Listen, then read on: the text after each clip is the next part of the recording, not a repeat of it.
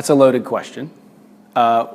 First, because liturgy is something we all do, whether you're Baptist, whether you're Pentecostal, whether you're Catholic, Anglican, Methodist. Liturgy is literally the work of the people.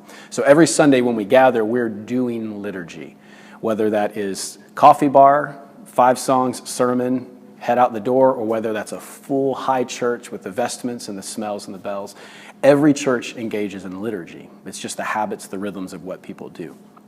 So the idea of liturgy is important because we are actually shaped and formed by those habits and those rhythms.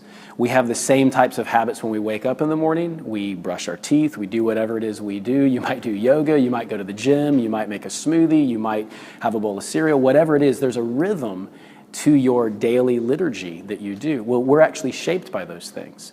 And so it's extremely important for churches to bear in mind that their liturgy is actually accomplishing something. Dallas Willard says that we are always being formed, that you have a spiritual formation. Now, it could be a good formation, but it could also be a bad formation.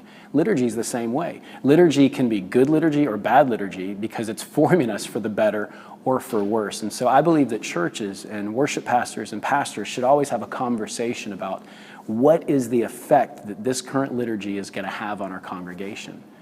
That's why I think liturgy is extremely important.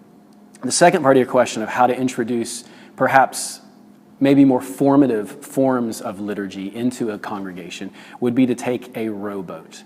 I think as a worship pastor, one of my goals for my congregation is to try to allow there to be a healthy amount of tension. In the Anglican church, we love what we call the 3 streams. So you have this idea of the liturgical, historical church. Then we have the charismatic or Pentecostal expression. And then we also have the evangelical, the biblically grounded church. And at our church, we have a host of people from each one of those traditions, those perspectives that come together.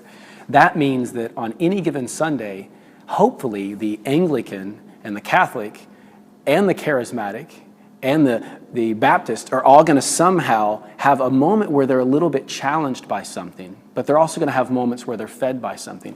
We long for that in our context, and I think it's a healthy thing because it reminds us that we are called to live in a body of Christ that is bigger than what we prefer all of the time.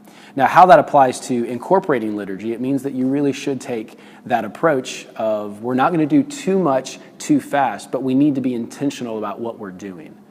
At Trinity, where I am at, we explain the liturgy. If we're ever introducing a new element of something, if we're explaining perhaps even a new liturgical service following the church year that we have not done previously, we explain it almost ad nauseum because the challenge with higher liturgy is that it creates an us and them mentality. It creates marginalization. So we have people who might understand the language, they might understand the rhythms and the movements, but the people who don't are left on the outside. They don't understand how to participate and get involved. And as a worship pastor, that's essential to pay attention to because if people are not participating, then I'm failing at my job as a worship leader in leading them in worship.